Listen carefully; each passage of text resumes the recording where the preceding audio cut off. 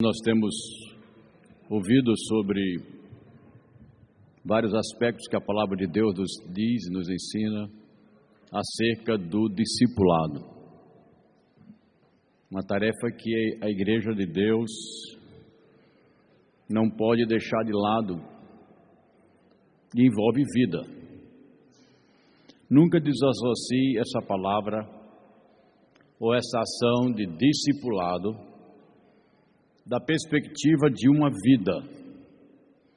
Algumas pessoas às vezes a associam a uma escola dominical, a associam a um pequeno grupo no meio da semana, ou mesmo a um encontro de alguém que realmente está ajudando o outro. Na verdade, eu diria que isso são aspectos do discipulado, partes dele. Mas o discipulado é um processo de vida. E diríamos mais até que enquanto estivermos aqui, esse processo implica no aprendizado.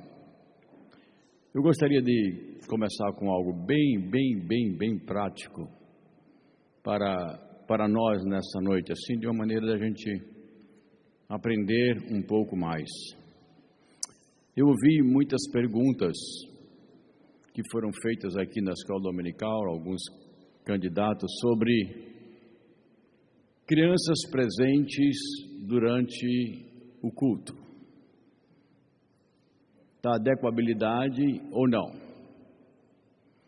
A nossa estrutura é que a criança fica presente por um momento com o pai e a mãe, e nesse momento onde a mensagem é preparada para um nível em que elas não alcançam, elas são levadas, como saíram agora há pouco, para que a mensagem seja pregada no nível delas. Mas se você é papai e mamãe, quando traz sua criança para cá, você larga ela, deixa ela correndo, brincando lá atrás, ou no parquinho, ou em outras situações, você não está discipulando seu filho.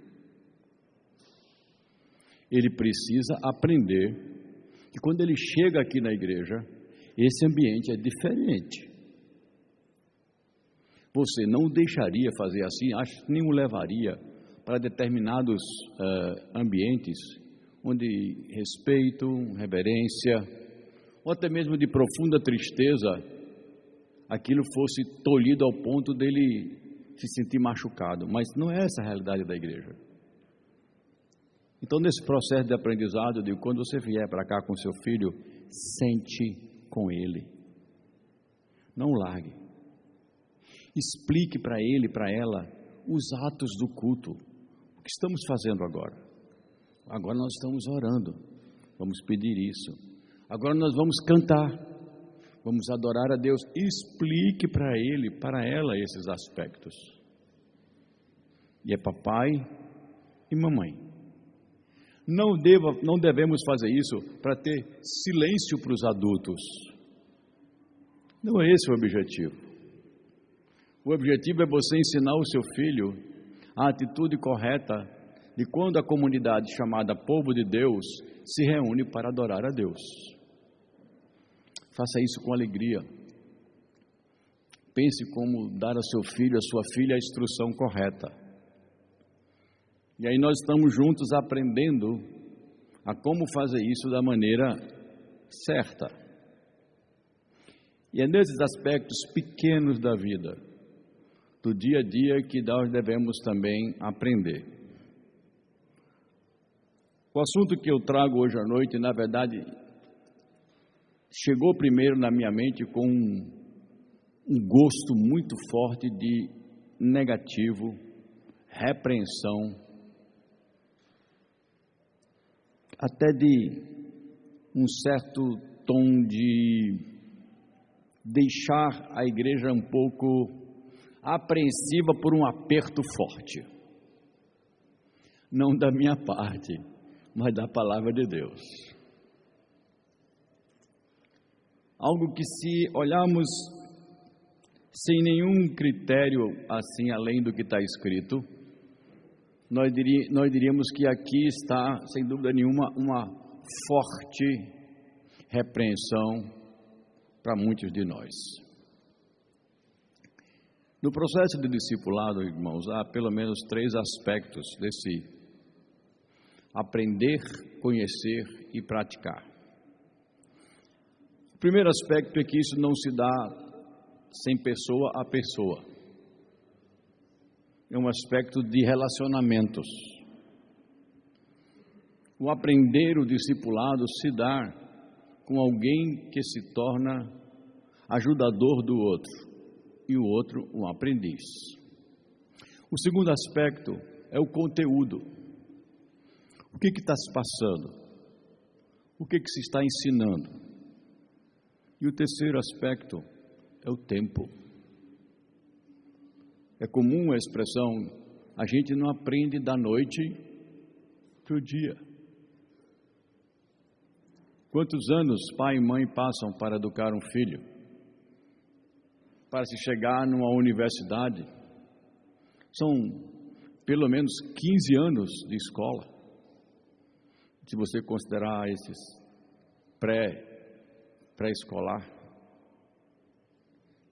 Para se chegar a uma maturidade profissional, mais outros 6, 7 anos. Não é de se esperar, ou não é de se esperar e não é de se espantar que o processo de discipulado na igreja também exija tempo.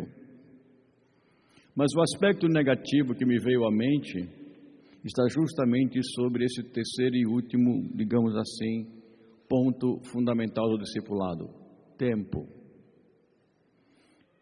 Se uma criança passa 1 ano, 2 anos, 3 anos, 4 anos na mesma série, não tem pai que celebre isso. Não tem pai que faça uma festa. Não tem mãe que saia dizendo: olha, minha filha está há 4 anos na mesma série. Que maravilha! E se chegar a 13 anos, 14 anos, mesmo frequentando uma escola, e não consegue aprender a ler e escrever, com certeza isso é momento de muita tristeza. O texto de Hebreus, capítulo 5, a partir do versículo 11, tem esse sabor de lamento, este sabor de tempo perdido para com a comunidade que recebeu essa carta. A carta aos Hebreus, provavelmente, não podemos garantir, foi escrita para crentes de Jerusalém, provavelmente. Com certeza para judeus. Judeus que se converteram, aprenderam a verdade do Evangelho, mas de alguma forma eles foram machucados, influenciados por certos ensinos que não eram mais da fé cristã e estavam pendentes novamente para os princípios do judaísmo. Na verdade, o foco da carta aos Hebreus, ou aqueles de formação judaica, é o resgate doutrinário acerca da pessoa de Cristo, o sumo sacerdote. E nesse aspecto, eu quero ler com vocês digamos assim, esse senso de lamento, mas olhando não apenas esse lado negativo, mas eu quero convidar você a avaliar comigo 3 aspectos positivos desta lamentação que é feita aqui nesse texto da Palavra de Deus. Capítulo 5 de Hebreus, versículo de número 11. Veja se tem perto de você alguém sem Bíblia, né? E você com Bíblia pode ajudar. Hebreus 5:11. Temos muito que dizer a respeito desse assunto. E Paulo havia discorrido acerca da supremacia de Cristo sobre toda e qualquer estrutura judaica. Templo, sacerdócio, sumo sacerdócio, lei. Jesus é superior a isso. E ele havia argumentado já sobre isso. Temos muito a dizer a respeito desse assunto, mas porque vocês custam a entender as coisas, é difícil, quase que ele diz assim, é difícil para mim explicar. Depois de tanto tempo, vocês já deviam ser mestres, mas ainda precisam de alguém que lhes ensine as primeiras lições dos ensinamentos de Deus. Em vez de alimento sólido, vocês ainda precisam de leite. E quem precisa de leite ainda é criança e não tem nenhuma experiência para saber o que está certo e do que está errado. Porém, a comida dos adultos é sólida, pois eles, pela prática, sabem a diferença entre o que é bom e o que é mal. Irmãos, vocês, com certeza, ao ouvir e ler, você percebeu esse gosto de lamento, não é verdade? Gastei tempo com vocês, pessoas ensinaram vocês, igreja. Há tanto tempo vocês estão aqui na igreja e vocês vira e mexe, como se diz por aí, precisa de alguém ensinando vocês as mesmas coisas. Volta-se aos mesmos assuntos, quase que elementares da fé cristã. No capítulo 2, essa mesma, digamos assim, crítica havia sido feita, já havia sido adiantada, que não é para acontecer isso. Mas qual é o aspecto positivo? O lamento aqui é de uma comunidade que é lenta, de uma comunidade que está tardia no processo? Não é esse o aspecto. Não se fala de atraso no sentido de alguém que tem uma certa dificuldade um pouco mais apenas de aprender. O autor fala que vocês são meio lentos, mas a expressão muito tempo e a expressão deviam ser mestres mostra não simplesmente um esticar no tempo de aprender, mas não ter que ensinar de novo, porque não aprendeu. O aspecto positivo, irmãos, é que do discipulado é esperado progresso. Quem se envolve com essa tarefa do reino de Deus deve se envolver com tanta ênfase e, como vimos domingo passado, dá tanto valor que a vida se torna prioritária em busca de se obter aquilo que se deseja acerca do reino de Deus, conhecer a Deus, viver a verdade do Evangelho, praticar esse Evangelho, ansiar de dentro para fora. Esse é o sentido básico da palavra entusiasmos, ou entusiasmo. Deus dentro. Essa é a origem dessa palavra entusiasmo. Então, entusiasmado é uma pessoa que tem Deus dentro da vida, empolgado com as coisas de Deus. Portanto, quando alguém se envolve tanto na tarefa de ajudar um outro a crescer na fé, quanto na tarefa de aprender as coisas de Deus, deve haver essa busca de conhecer para poder fazer e praticar o que se conheceu e se sabe fazer. Porque não basta saber fazer, é preciso praticar o que se sabe fazer. Tem crente que sabe fazer e não faz, e tem crente que aprendeu e esqueceu como fazer. A nossa luta contra o pecado, o apóstolo Paulo diz assim, só termina quando a gente morre. E às vezes nós esquecemos que não estamos passeando nesta vida e que nem sempre ser cristão e dar um testemunho disso no mundo é algo tranquilo, sem dificuldades. Ou que para viver a vida prática neste mundo, basta simplesmente vir à igreja e ler a Bíblia. Puro engano. A palavra de Deus fala de armadilha de Satanás. A palavra de Deus fala de sistema totalmente controlado por Satanás, que age como um leão querendo devorar.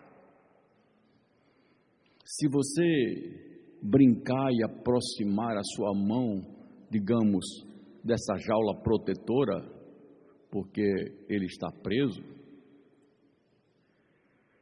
ele vai devorar.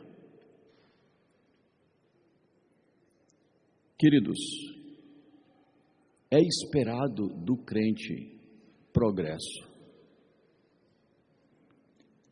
Se você avaliar a sua vida cristã, ano a ano, e for traçar um gráfico com uma linha a cada ano que meça a sua maturidade espiritual, onde essa linha vai dar, digamos assim, a tua intensidade de crescimento e prática de fé cristã, eu pergunto, essa linha é ascendente?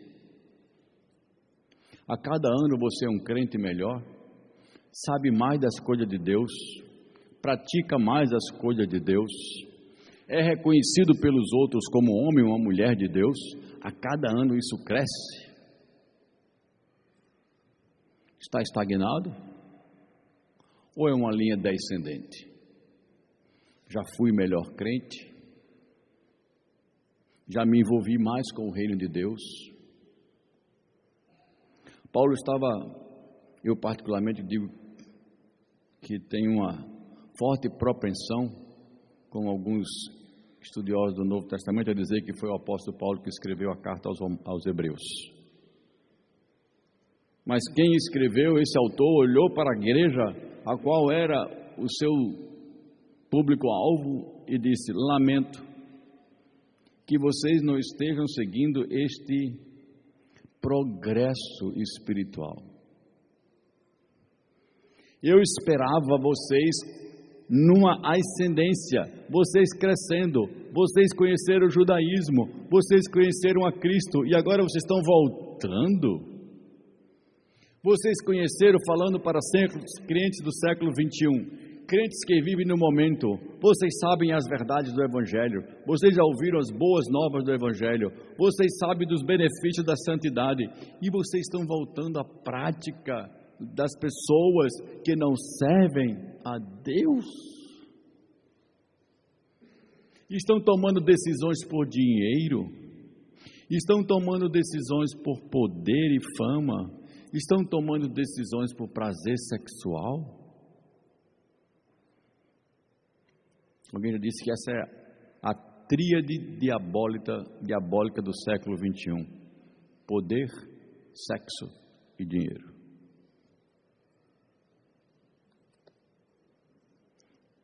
Se a vida de um crente que conhece a verdade não progrediu,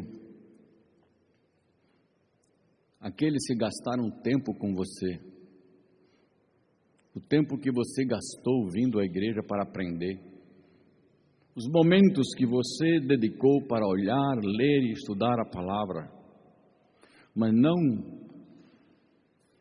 resultaram nessa linha ascendente, que é o lado positivo e esperado, vai provocar esse lamento. Poxa vida, como fulano, como fulana não desenvolve na fé. Era esse o lamento, mas que ao mesmo tempo nos vislumbra um aspecto positivo, que eu quero que você leve para casa esse aspecto positivo. Cristo me chamou, me tirou das trevas para a sua maravilhosa luz, transformou a minha vida, para que a minha vida seja uma linha progressiva espiritual em direção a Ele, imitando a Ele e me levando a ser um homem ou uma mulher parecido com Ele. Esse é o primeiro aspecto. O segundo aspecto, irmãos, que está aqui, diz respeito que o apóstolo, ao escrever a carta, diz: passado tanto tempo. Essa expressão, ela é muito importante na nossa consideração. Paulo não está fazendo uma avaliação, ou o autor não está fazendo uma avaliação de curto prazo, nem muito menos uma amostragem instantânea. Ele está fazendo uma avaliação do que aconteceu ao longo de muito tempo. Nós não sabemos quanto tempo, mas se for a igreja de Jerusalém, nós estamos falando de 30 anos, aproximadamente. Que é mais ou menos a data dessa carta. 30 anos entre a morte e a ressurreição de Cristo e o ano 60, 63, onde que se poderiam colocar, segundo alguns, o escrito dessa carta. 30 anos de aprendizado, 30 anos de vida cristã. O que é esperado de uma pessoa que está há 30 anos na fé? Vamos fazer aqui uma ação bem rápida. Quantos têm menos de 5 anos que conhecem a graça de Cristo? Levanta a mão. Aqui hoje à noite. Menos de 5 anos. Uau, temos ninguém na fé novo aqui. Menos de 10. Ah, ele está ali. Menos de 10. Menos de 20. E 30. Cadê o resto? Os outros adoradores não foi? Irmãos, a grande maioria dos que estão aqui hoje à noite tem mais de 20 anos do Evangelho. Ou seja, essa carta é para você. Essa carta é para você. Ou pelo menos para a grande maioria. Eu não podia pegar uma pessoa que tem 3, 4 anos no Evangelho e dizer: olha, você já devia ser mestre. É como chegar para uma criança de 3 anos e dizer assim: você já podia entender como é que funciona o sistema solar. Ah, você está querendo muito.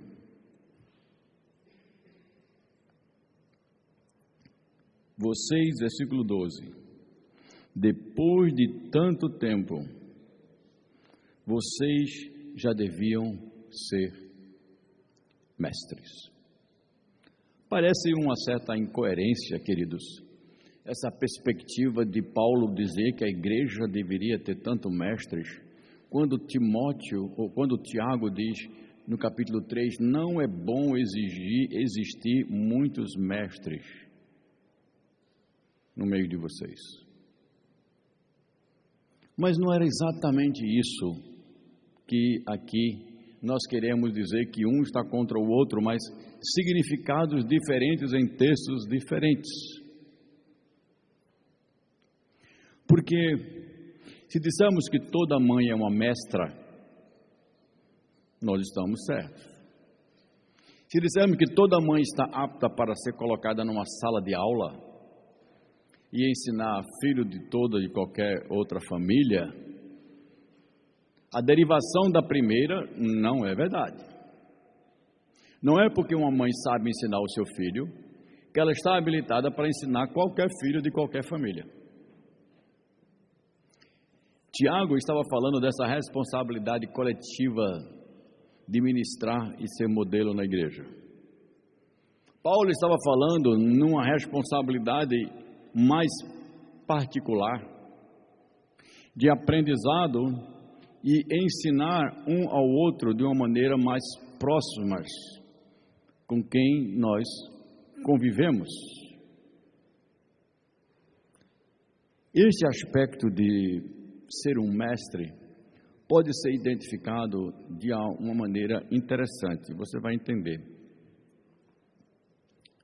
Pai e mãe têm filhos e educa, cria, nutre, cuida, para que esses filhos desenvolvam adequadamente em suas áreas. Quando esses filhos chegam a determinada idade, o que o pai e a mãe desejam? Se essa educação foi adequada, nenhum pai, nenhuma mãe vai querer que os filhos fiquem com eles solteiros para o resto da vida, até eles morrerem. Ele não quer isso. Ele quer que o filho e a filha casem. E quando os filhos e as filhas casam, o que é que o pai desses querem agora? Iva está rindo para mim agora. Porque ela já não tem o neto, mas agora ela vai ser vovó. Eu já soube que já está na lista dela lá. Esperar. E a gente fica perguntando assim, que é pai, quando o filho casa, aí, quando é que vai ter? Quando é que vai ter? Quando é que vai ter? O que é que esses primeiros pais estão desejando desses segundos pais? Que do jeito que eles cuidaram e trataram daqueles que hoje são adultos e capazes de gerar, gerem também como ele gerou. Cuidem também como ele cuidou. E dê a alegria agora desses que antes ensinaram a como ser pai e mãe, vê agora os seus filhos sendo pai e mãe. Numa perspectiva agora de curtir, sem ter que dar banho, sem ter que botar de castigo, sem ter que cuidar quando está doente. Só me traga quando estiver bom. Essa é a alegria de ser vovô. A gente pega todo o mel, amargou, levou. Não, eu estou brincando. Mas quem pega toda a bronca, quem pega todo o choro, quem pega toda a angústia de ter que aprender, quem pega toda a dificuldade de ensinar, bota roupa, tira roupa, deita, acorda, leva para o médico, não é vovô e vovó. Para a gente só chega a sobremesa. Mas teve o tempo em que esse vovô e vovó passou por isso como pai e mãe. Irmãos, esta é a figura que está sendo usada na Bíblia. Vocês, no tempo que vocês já viveram da fé, vocês já são capazes de se relacionar com pessoas novas na fé e fazerem com elas o que vocês aprenderam. Mas vocês estão tutubeando no essencial acerca de Cristo. Vocês estão achando que os sacrifícios do Antigo Testamento, como era o caso aqui, devem voltar, que o sumo sacerdote tem lugar, que as ofertas queimadas devem ser praticadas novamente? Como que vocês estão voltando para esse tipo de coisa? E aí se faz necessário discipular novamente. Esse é o lamento. Mas qual é o lado positivo, o lado importante? É que a igreja, irmãos, é uma comunidade que dela é esperado um crescimento na fé, no conhecimento, na graça de Cristo, de tal maneira que aqueles que um dia são crianças na fé, se tornem capazes de cuidar de crianças na fé, como ele foi cuidado. E agora surge uma pergunta que não quer calar. Você foi cuidado por alguém na igreja ou na sua casa? Tem anos que isso está acontecendo, pelo menos por esses que já têm mais de 20 anos aqui no Evangelho. Vocês não estão pensando em cuidar de alguém, não é? Vocês acham que a vida cristã todinha, tudo que Cristo fez, todo o esforço da igreja, todo o tempo que os professores gastaram, todo o tempo das pessoas que estudaram a Bíblia com você, tudo isso para você vir para a igreja, sentar aqui, dar dízimo e voltar?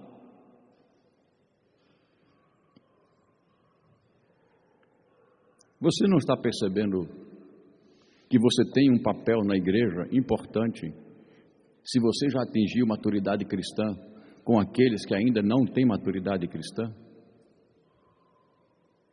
E é isso que nós estamos falando desde o começo do ano. Muitos crentes entram por aquela entrada, sentam nessas cadeiras e eles só têm olhos para a sua própria Bíblia. Não conseguem perceber que ao lado dele está sentado um bebê na fé. Gente, quando eu digo aqui, vamos abrir nossa Bíblia no livro de João. E para abrir o livro de João, ele começa a fazer isso aqui, ó. Olha onde eu estou abrindo. Quando não raro, fazem assim. E a pessoa crente experimentada do lado não está nem aí. E o pobre coitado neném na fé aqui está dizendo, me ajude. Vou comer o quê? Onde é que está João? Que é isso? Tem não. Só tem Juízes. Tiraram esse livro da Bíblia. E o pior é quando ele diz, tem 2.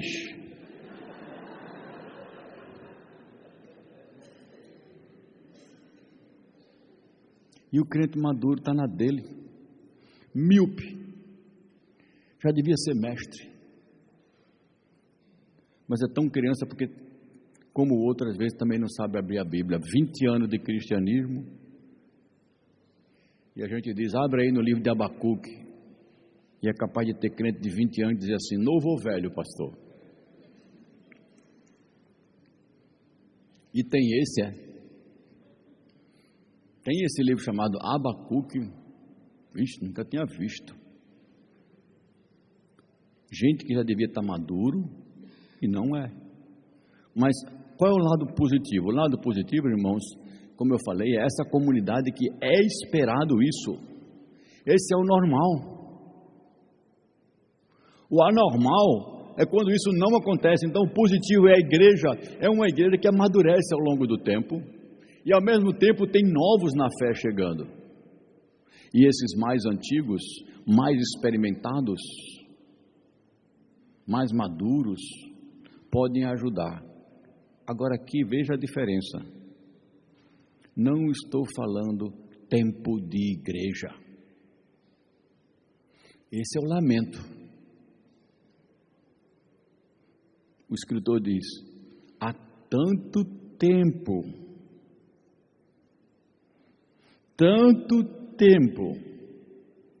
vocês já deviam ter aprendido, mas não aprenderam.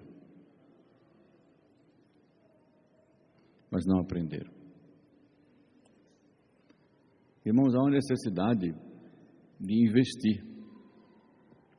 Vocês já me ouviram dizer nisso e eu vou fechar rapidinho essa segunda avaliação.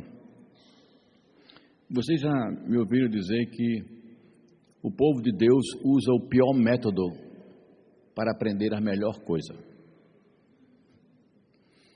Não precisa mostrar, mas quem veio para a igreja hoje com algum material para tomar notas? Não precisa mostrar, não. É cara e coragem. Ah, pastor, você esqueceu, eu também levo Bíblia. Cara e coragem, porque às vezes, como no passado eu já fiz, só entra na igreja com Bíblia. Cadê a Bíblia? Cadê a Bíblia? Cadê a Bíblia? Fizemos isso lá no acampamento, estão lembrados? Só entra no culto com a Bíblia. Não é exigênciazinha besta de estar com o livro na mão. É só para você mostrar interessante que nesse lugar, o livro sagrado a ser estudado é a Bíblia. Pode ser papel, pode ser digital, claro que pode. Bota o celular em modo avião e vamos para frente. Mas, o que nós aprendemos só ouvindo? Muito pouco. Vamos transformar isso aqui numa aula de cursinho. É uma palestra que eu vou dando hoje para umas pessoas que querem passar num concurso. E eu sou uma pessoa que sei muito bem as estruturas do concurso e estou instruindo vocês. Como vocês viriam para essa palestra? Diga aí. Está sorrindo por quê? Por que você está rindo? Devia estar chorando. Porque se você viesse para uma palestra dessa, você estava com material para anotar as coisas que você sabia que merecia registro por ser importante. Então a questão é, qual a importância que você dá ao aprendizado das coisas de Deus? Que importância você dá com aquilo que estão te passando acerca das verdades da palavra de Deus? Elas são mais preciosas do que ouro, vale mais do que dinheiro, vale mais do que emprego, vale mais do que aposentadoria. São palavras de vida e vida eterna. E o livro de Provérbios diz assim: quem acha a sabedoria encontrou bem, honra, riqueza e vida. E a sabedoria é a própria revelação da vontade de Deus para nós. Discipulado é conhecer essa verdade revelada, aprender a praticar essa verdade revelada e colocá-la na nossa dia a dia. Crentes que ao longo do tempo já deviam ser mestres. O apóstolo diz aqui agora: mas tem ainda que alguém lhes ensine as primeiras lições. Não aprenderam. Meu último exemplo é um fato real que aconteceu no projeto Proclamação, quando atuávamos lá com as famílias das crianças do lixão. Nossa faixa etária era de 2 a 6 anos. Mas vimos que essas crianças tinham irmãos. Se tornou carente uma ajuda para eles também. E foi aberto um programa de reforço num período da tarde. E um aluno de 13 anos, ele trazia os deveres que a escola passava, a auxiliar do projeto colocava o livro na frente dele com um caderno. E ela começou a notar que branco o caderno estava no começo, branco o caderno ficava no final. Aquele adolescente não escrevia nada, mesmo estando com o livro na frente dele. E aí a facilitadora começou a perguntar por que ele não fazia, ele deu algumas desculpas, e sabiamente ela abriu o livro e disse: leia aqui. Simplesmente, aquele garoto que estava já na quase 8ª série, na 7ª série, era analfabeto. Como passou pela 1ª, 2ª, 3ª, 4ª, 5ª, 6ª, na 7ª série e não sabe ler? Como? Isso causou uma consternação muito grande dentro do projeto e vamos ver que em maio descobrimos vários que estavam em faixa de alfabetização já bastante depois e não sabiam ler. Não nos interessa aqui trazer o fato de saber, há uma explicação sobre isso, e o problema foi a escola pública e a forma de gratificar os professores. Os professores passaram a ser gratificados por alunos aprovados. Cada vez que um professor reprovava um aluno, ele perdia um percentual no seu salário. Então, os professores aprovavam todos os alunos para não perder dinheiro. E Mamon continuou mandando, né? Mamon é o Deus do dinheiro. Vai perder dinheiro? Aprove quem não pode aprovar. E aquela criança prejudicada ao longo de anos.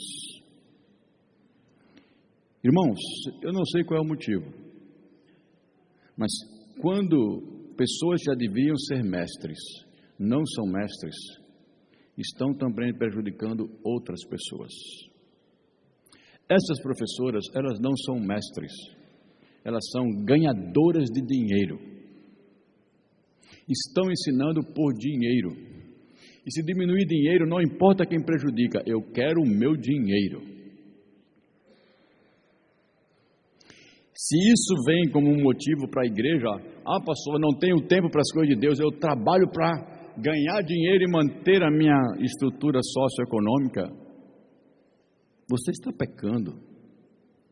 E a tua vida nada mais é do que uma idolatria pelo dinheiro, porque ele leva você a tomar decisões que deveriam ser tomadas em função do seu Deus. Vejam como é sério essa questão do discipulado. O escritor não entra em detalhes o que aconteceu nos meandres, nos detalhes daquela igreja, para ela não aprender. O fato é que não aprendia e deixava de lado algo muito positivo na igreja: o crescimento natural da igreja.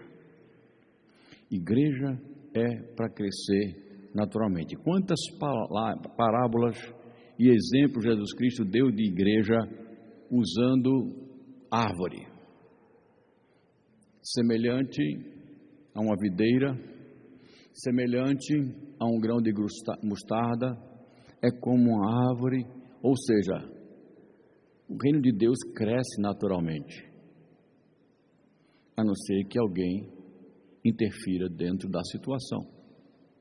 E aqui pesou para a igreja e pesou para nós essa responsabilidade de perguntar: por que eu, com 20 anos, já deveria ser uma árvore grande, grossa, estável, dando fruto e semente para gerar outras árvores, e não estou fazendo isso? Paulo perguntou à igreja: por que vocês estão gastando tempo de mais professores para ensinar a mesma coisa para vocês, quando vocês já deviam ser esses professores?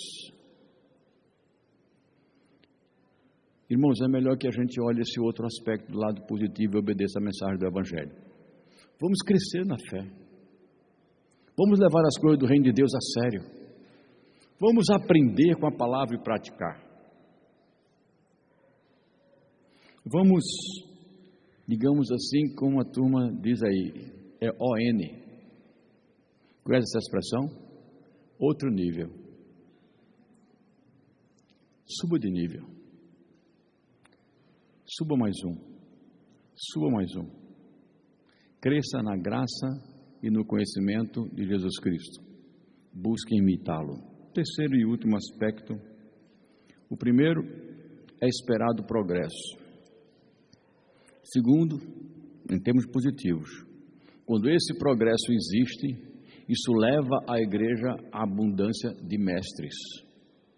Isso é positivo. O terceiro e último aspecto aqui, não olhando simplesmente a crítica ou a repreenda do apóstolo Paulo, é que quem cresce na fé pode se alimentar de alimento mais substancial. Se eu estivesse falando para uma igreja onde essas coisas não estivessem acontecendo, a minha mensagem hoje à noite seria outra. Eu poderia estar falando assuntos mais complexos, mais adequados para crentes que já desenvolveram na fé. E Paulo está fazendo a advertência. Olha aí, o versículo de número 13. Quem precisa de leite ainda é criança e não tem nenhuma experiência. experiência para saber o que é certo e o que é errado. Porém, a comida dos adultos é sólida. O apóstolo Paulo, quando escreveu aos Coríntios, que foi uma igreja que ele passou 2 anos e meio, ele também faz um lamento semelhante. Ele diz: olha, leite eu tenho que dar a vocês, porque não pude dar com essa minha carta alimento sólido. Irmãos, quando alguma deficiência se instala, e não é para acontecer isto, o lado positivo aqui é: a igreja ao longo do tempo deve ser igreja que sabe e aprende verdades do Evangelho, cada vez mais próximas, integradas com a realidade de Deus, capaz de entender verdades do reino de Deus mais profundas. Paulo diz para os Tessalonicenses: não quero que vocês sejam crianças na fé. Vou falar para vocês algo que eu não quero que vocês fiquem tristes, nem lamentando. Vou falar da ressurreição do corpo. Irmãos, a doutrina da ressurreição do corpo não é uma doutrina simples. Ela envolve várias coisas que o crente precisa saber. A doutrina do arrebatamento da igreja na volta de Cristo também envolve várias coisas que o crente precisa estar maduro para conhecer. A doutrina do que vai acontecer depois do arrebatamento, o que vai se suceder e revelado no livro do Apocalipse, não é nanon espiritual, não é papinha. E outras doutrinas, o ministério dos anjos, como agem os anjos de Deus, não é uma coisa fácil. A doutrina do sofrimento, suas implicações, levando em consideração a soberania de Deus, a sua ciência de todas as coisas, e a sua providência, como se harmonizam essas coisas? Como? Não são assuntos simples de explicar, porque não são assuntos que são dados a novos na fé, mas são verdades reveladas nas Escrituras. É preciso que haja desenvolvimento na fé, conhecimento da palavra. Por que Israel não é mais povo de Deus? Por que Deus não continuou com a nação de Israel e colocou a igreja? Povo que não era povo. Eu preciso trazer várias raízes. Isso é alimento sólido. Ninguém dá churrasco, feijoada, dobradinha ou sarapatel para crianças de 1 ano, 2 anos de idade, não é verdade? Não é próprio. Então, a questão aqui que o apóstolo Paulo está levantando é a questão de adequabilidade. E ele usa 2 paralelos similares, bem similares, até em duplicata, creio eu, para enfatizar criança e adulto. Alimento lácteo, alimento sólido. E ele faz essa comparação. Este alimento, que é leite, é para beber na fé. Mas o alimento sólido de diversas especialidades, ele é para adultos na fé. E o texto diz: mas vocês são tão crianças que nem param para pensar o que é certo e o que é errado. Vocês estão ouvindo e engolindo, ouvindo e engolindo, ouvindo e engolindo. Quem é que faz isso, irmãos? Quem é que ouve e acredita? Quem é que ouve e acredita? Quem é que ouve e acredita? Criança. E Deus fala até para Jonas sobre isso. que uma criança não sabe diferir ou diferenciar entre a mão direita e a mão esquerda. Pode chegar para uma criança e dizer assim: levante sua mão direita. Se ela levantar a direita, é por acaso. Não sabe. E o que está colocando aqui, irmãos, embora a ênfase aqui seja uma reprimenda muito forte, porque trata-se aqui de uma anormalidade grave na fé. O exemplo que eu acho mais impactante, que me impactou, é como se você levasse para o lanche, você já me ouviu dizer isso, se você levasse para o lanche, você adulto, você estudante universitário, você estudante de primeiro ou segundo grau, se você levasse para o lanche uma mamadeira com leite. E na hora do lanche, na frente de todo mundo, você abrisse lá aquele seu local do lanche, pegasse aquele negócio e começasse gluck, gluck, gluck, gluck. Pergunto: esse leite vai te alimentar, sim ou não? Vai. Leite alimenta. Vai te alimentar, sim. Mas não é adequado. Não é adequado para você, como um adulto, nem o meio, nem o produto. Se é um lanche, fruta, um sanduíche, um snack qualquer, Paulo está dizendo: olha para a vida do crente, olha o proceder dele, criança na fé, reclamando por besteira, não vendo o todo. Fulano ganhou mais do que eu. Quem é que diz isso, queridos? Me lembro da minha casa, quando a minha avó partia as coisas para dividir. E ela mandava repartir, isso era coisa da minha avó. Fulano, reparta, mas você será o último a pegar o pedaço. Menino, quando aquela faca chegava na minha mão, eu media, remedia, porque eu sabia que todo mundo ia querer pegar o maior. Coisa de menino buchudo.